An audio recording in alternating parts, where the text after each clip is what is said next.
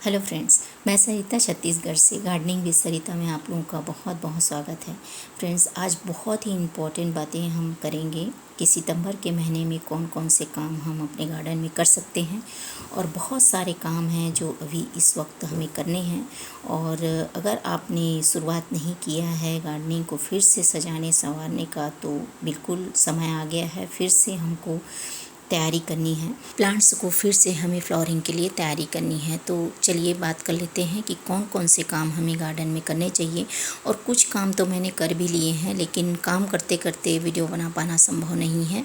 लेकिन आज मैं कौन कौन से काम कर चुकी हूँ और आगे करने वाली हूँ, वो सारी चीज़ें आप लोगों को बताऊँगी। तो सबसे पहले जो बरसात जो है, सभी के यहाँ पर बरसात जो है अब बंद होने वाली है लगभग, क्योंकि बारिश अब नहीं हो रही है। हमारे यहाँ कल रात को थोड़ी सी बारिश हुई थी, लेकिन अब बारिशें उतनी ज़्यादा नहीं होने वाली हैं।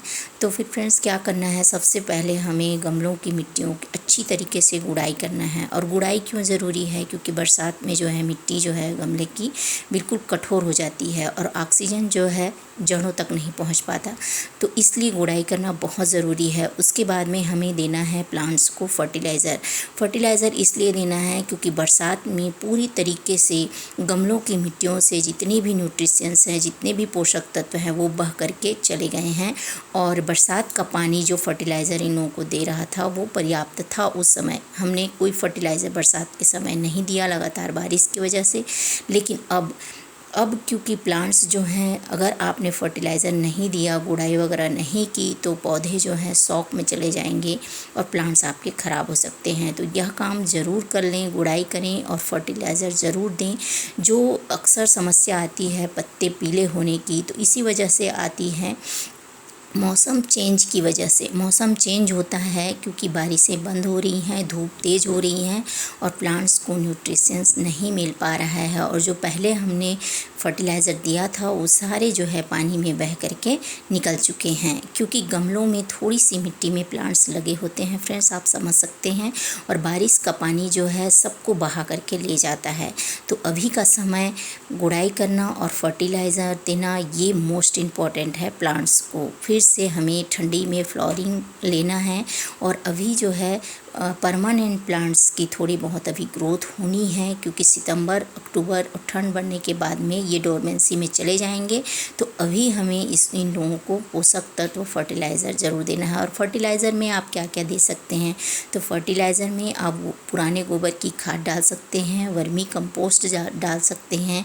और भी आप, जैसे कि ऑर्गेनिक आपके पास नहीं है और आप केमिकल डालना चाहते हैं, तो पोटास की मात्रा और डीएपी भी आप इस समय पर दे सकते हैं। पोटास और डीएपी जो है हम तेज़ गर्मियों में नहीं डालते हैं, लेकिन इस वक्त प्लांट को फ्लावरिंग हमें चाहिए प्लांट्स में, तो हम थोड़ी थोड़ी मात्रा में डाल सकते हैं।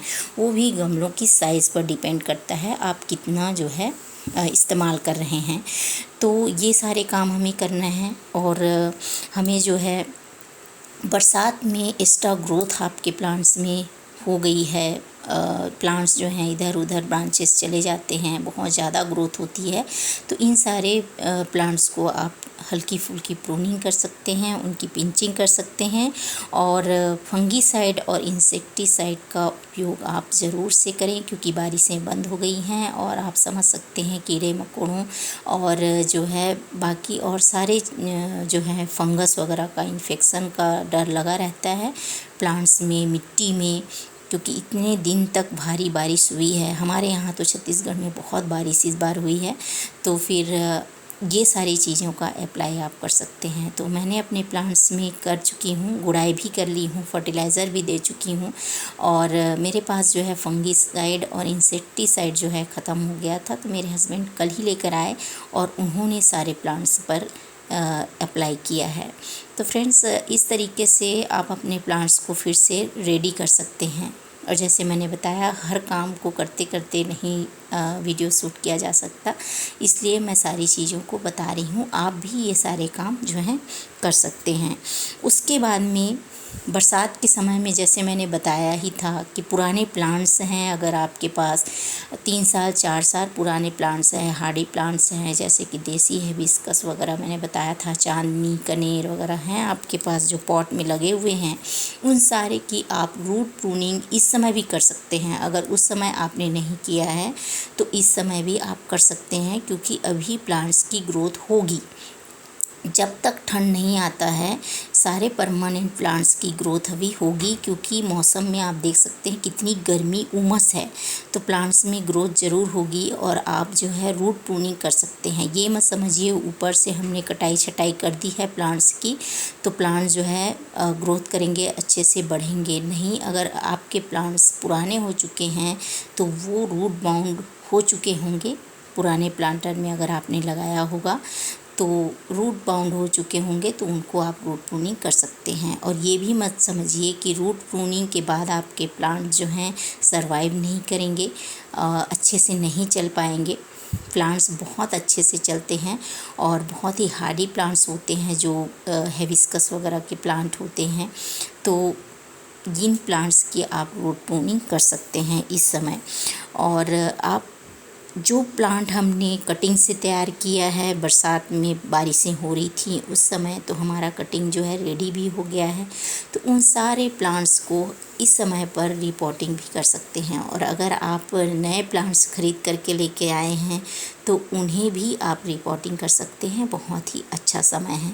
अगर आपने कटिंग लगाने में देर कर दी है, आपने कटिंग लगाना स्टार्ट नहीं किया है, या फिर कुछ और प्लांट्स की कटिंग अभी भी लगाना चाहते हैं, तो इस समय पर भी आप कटिंग लगा सकते हैं। बहुत अच्छे से आपका प्लांट जो है सरवाइव करेगा, क्योंकि बस यही महीना रह गया है कटिंग वगैरह लगाने का। उसके बाद में तो ठंड में जो है पौधे डोरमेंसी में चले जाते हैं, परमानेंट फ्लावर जो होते हैं प्लांट्स होते हैं वो, तो आप कटिंग इस समय ज़रूर लगा लें।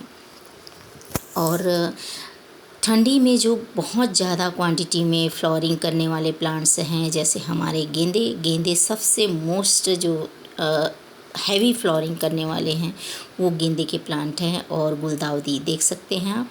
तो इन प्लांट्स को आपको तैयार करना है। गुलदाउदी अगर आपने कटिंग लगा ली है तो बिल्कुल उन्हें गुड़ाई वगैरह करके फर्टिलाइज़र इसमें दीजिए। और अगर आपने कटिंग नहीं लगाई है गुलदाउदी की तो कटिंग भी अभी भी आप गुलदाउदी की कटिंग लगा सकते हैं। और गुलदाउदी की जो पुराने प्लांट्स हैं उन्हें आप बाहर निकाल करके तैयार कर लीजिए। अगला काम है, देखिए फर्श इस तरीके से बरसात के बाद में जो है बिल्कुल ख़राब हो जाता है, काई वगैरह रच जाती है। वैसे हम समय समय पर सफाई करते रहते हैं, तो सबसे पहले आप इसकी सफाई ज़रूर कर लें, ब्रश लेकर के घस घस के साफ़ कर लें। मैं भी आज यही काम कर रही हूँ, बाकी काम तो मैं कर चुकी थी, बाकी मेरा ये फर्श जो क्लीनिंग था वो बचा हुआ था। क्योंकि कभी कभी क्या होता है, हमेशा ही कभी कभी नहीं, हमेशा ही हम छत पर आते हैं और जल्दी में रहते हैं, फटाफट से अपना काम निपटाते जाते हैं, तो ऐसे में फर्श अगर चिकना रहेगा और काई वगैरह रची रहती है तो खतरा बना रहता है, पैर फिसलने का डर रहता है। तो यह काम भी बहुत ही ज़रूरी है गार्डनिंग का, तो यह काम भी ज़रूर कर लीजिए। तो बाकी काम तो मेरे हो चुके थे, थोड़े थोड़े काम रोज़ ही मैं कर रही हूँ। गार्डन में रिपोर्टिंग का काम है, और सारे प्लांट्स में गुड़ाई वगैरह करना है, फर्टिलाइज़र वगैरह देना है, लेकिन क्लीनिंग का काम बचा हुआ था। तो देखिए आज मैं ये काम कर रही हूँ और आप लोगों के साथ शेयर भी सोचा कि शेयर करूँ।